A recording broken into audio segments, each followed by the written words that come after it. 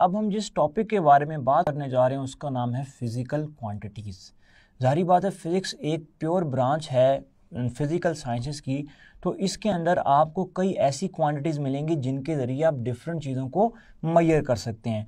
तो सबसे पहले हमें ये पता होना चाहिए कि फ़िज़िकल क्वांटिटीज़ होती क्या हैं। तो हमारी बुक इसकी डेफिनेशन ये लिखती है कि फ़िज़िकल क्वांटिटीज़ वो हैं जिनकी बेस के ऊपर लॉज ऑफ फिज़िक्स को एक्सप्रेस किया जाता है, on the basis of which laws of physics on the basis of which laws of physics are expressed, जिनके बेस पे फिजिक्स के लॉज एक्सप्रेस होते हैं। डियर स्टूडेंट्स, अगर आपको पता हो तो न्यूटन सेकंड लॉ आप सबने पढ़ रखा है, उसमें न्यूटन सेकंड लॉ का फॉर्मूला है F is equal to ma, force is equal to mass multiply by acceleration. अगर आप देखें तो ये लॉ जो है तीन फिजिकल क्वांटिटी से मिलकर बना है। फोर्स जो कि एक फिजिकल क्वांटिटी है, मास जो कि एक फिजिकल क्वांटिटी है, एक्सेलरेशन जो कि एक फिजिकल क्वांटिटी है। तो आप फिजिकल क्वांटिटीज को यूं भी डिफाइन कर सकते हैं कि all those quantities which are measured accurately, आप ये भी कह सकते हैं all those quantities which are accurately measured या measured accurately are called physical quantities. Dear student, हमारे पास फिजिकल क्वांटिटीज की दो टाइप्स हैं, जिसमें से एक का नाम है बेस क्वांटिटीज और एक का नाम है डिराइव क्वांटिटीज। तो अब ये पता करते हैं कि बेस क्वांटिटीज में और डिराइव क्वांटिटीज में क्या फर्क है। बेस क्वांटिटीज, जिस तरह के मैंने बोला इसकी दो टाइप हैं, एक टाइप का नाम है बेस क्वांटिटीज और दूसरी टाइप जो है उसका नाम है डिराइव क्वांटिटीज। बेस क्वांटिटीज जिससे आप पहले से ही फेमिलियर हैं, those quantities which do not base on other quantities, या फिर ऐसी क्वांटिटीज जो कोई और क्वांटिटीज जिनको एक्सप्लेन ना कर पाए उनको बोलते हैं बेस क्वांटिटीज। तो हम यहां पर बेस क्वांटिटीज के बारे में लिखते हैं which does not defined in term of other quantities। लेकिन इनसे हम कई क्वांटिटीज को डिफाइन कर सकते हैं, लेकिन ये जो क्वांटिटीज हैं ये किसी से डिफाइन नहीं होती, which does not define in term of other quantities. ठीक है, और बेस क्वांटिटीज टोटल जो है डियर स्टूडेंट वो 7 है। जिस तरह कि आप देख सकते हैं, लेंथ एक बेस क्वांटिटी है, मास एक बेस क्वांटिटी है, टाइम एक बेस क्वांटिटी है, इलेक्ट्रिक करंट एक बेस क्वांटिटी है, थर्मोडायनामिक टेम्परेचर एक बेस क्वांटिटी है, अमाउंट ऑफ सब्सटेंस और ल्यूमिनस इंटेंसिटी। ये हमारे पास 7 बेस क्वांटिटीज हैं। तो आपने याद रखना है बेस क्वांटिटीज की टोटल अमाउंट 7 होती है और ये मिनिमम अमाउंट है, इससे ज़्यादा नहीं होती। इस तरह डियर स्टूडेंट हम लोग अब चलते हैं डिराइव क्वांटिटीज़ की तरफ। डिराइव क्वांटिटीज़ और बेस क्वांटिटीज़ में फ़र्क जानने की कोशिश करते हैं। डिराइव क्वांटिटीज़ कौन सी क्वांटिटीज़ हैं? जिस तरह के स्टूडेंट आपको बेस बुनियादी और डिराइव्ड मतलब जो कि डिराइव हो चुकी हैं, जो कि बेस से निकली हैं। डिराइव क्वांटिटीज़ में और बेस क्वांटिटीज़ में क्या फ़र्क है? डिराइव क्वांटिटीज़ वो क्वांटिटीज़ हैं डियर स्टूडेंट जो कि बेस क्वांटिटी से निकली हैं। आप ये भी कह सकते हैं कि derive quantities are those quantities which can define in term of other quantities, define और express in term of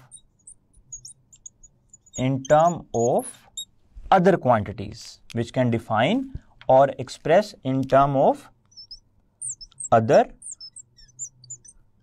quantities. तो डियर स्टूडेंट आपको ये बात अच्छी तरह रियलाइज होनी चाहिए कि बेस क्वांटिटीज जो नंबर में 7 है, लेकिन डियर स्टूडेंट जो डिराइव क्वांटिटीज हैं वो 7 नहीं है, वो बहुत सारी हैं, क्योंकि ये 7 मिलकर बहुत सारी क्वांटिटीज बनाती हैं। तो अगर मैं कहूँ कि डिराइव क्वांटिटीज की टोटल अमाउंट इनफाइनाइट है तो ये कहना बिल्कुल भी गलत नहीं होगा। हमारी बुक में आप इन 7 के अलावा जितनी भी क्वांटिटीज पढ़ते हैं वो सारी की सारी डिराइव्ड हैं। जिस तरह के आप इस टेबल में देख सकते हैं, मैंने ड्राइव क्वांटिटीज की कुछ एग्जांपल आपको दी है। Velocity, acceleration, force, area, volume, density, pressure, work, इसी तरह और भी बहुत सारी हो सकती है, एंट्रोपी, पावर, ये सारी की सारी डिराइव क्वांटिटीज हैं जो कि बेस क्वांटिटी से मिलकर बनी हैं। अब डियर स्टूडेंट, इसी के साथ साथ मैं आपको ये भी बताता चलूं, हम दोबारा वापस बेस क्वांटिटी की तरफ ही आते हैं, और मैं आपको ये भी बताता चलूं कि हमारे पास जो बेस क्वांटिटीज हैं उनको मेजर कैसे किया जाएगा। हमारी बुक पेज नंबर 4 पे बेस क्वांटिटीज को मेजर करने की 2 स्टेप्स लिखती है, how to measure a base quantity. उसमें पहला स्टेप हमारी बुक क्या लिखती है, चॉइस ऑफ अ स्टैंडर्ड। सबसे पहले आप एक स्टैंडर्ड चूज कर लें, नंबर 1, जो कि हमारे पास बेस क्वांटिटी को मेजर करने की पहला जो है वो पॉइंट है। और दूसरा पॉइंट हमारी बुक ये कहती है establishment of a procedure. Establish a procedure.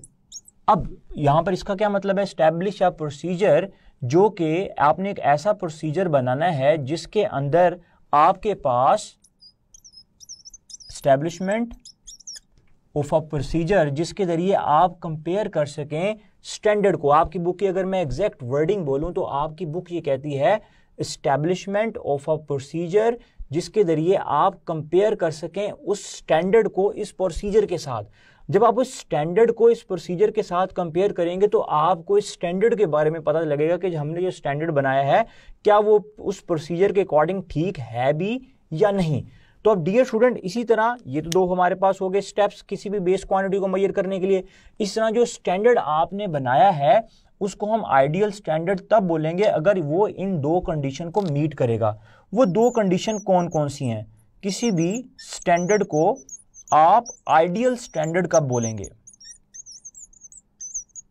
किसी भी स्टैंडर्ड को आप आइडियल स्टैंडर्ड कब बोलेंगे?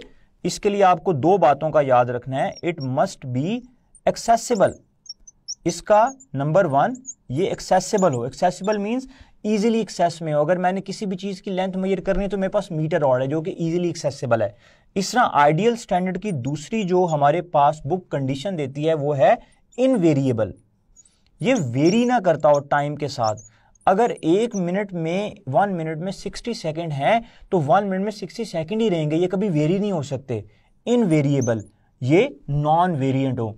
तो डियर स्टूडेंट, आपको बेस क्वांटिटीज और डिराइव क्वांटिटीज की पहचान होनी चाहिए, साथ साथ आपको ये भी पता होना चाहिए कि आप बेस क्वांटिटी मेजर कैसे कर सकते हैं और आइडियल स्टैंडर्ड के पॉइंट्स कौन कौन से हैं।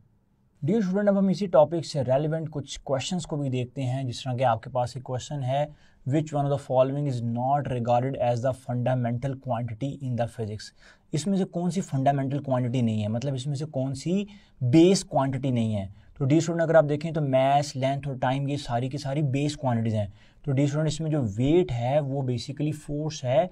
तो फोर्स जो है वो डिराइव क्वांटिटी है, वो फंडामेंटल क्वांटिटी नहीं है। तो यहाँ पर जो राइट ऑप्शन होगी वो होगी अल्फा। इस तरह डियर स्टूडेंट, अगर आप इस क्वेश्चन को देखें जिसमें आपसे कहा जा रहा है which of them is not a physical quantity, density, kilogram, beta option, Charlie, impulse and delta energy.